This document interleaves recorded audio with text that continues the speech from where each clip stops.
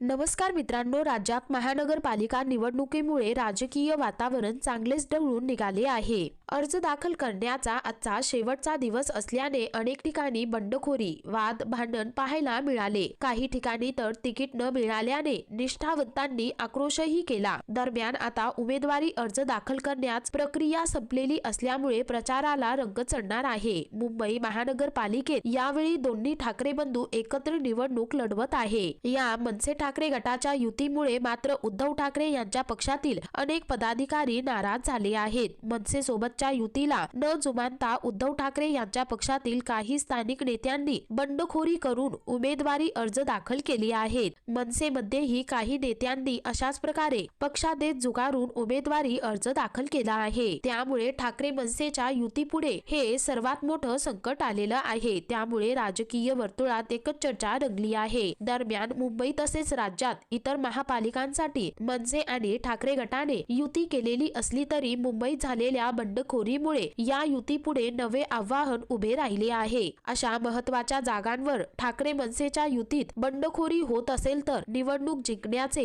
या युतीपुढे मोठे आव्हान असणार आहे। त्यामुळे भविष्यात काय होणार हे पाहणं महत्त्वाचं ठरणार आहे। तर मित्रांनो, एकंदरीत संपूर्ण प्रकरण पाहता या संदर्भामध्ये तुमची काय प्रतिक्रिया आहे खाली कमेंट करून नक्की कळवा।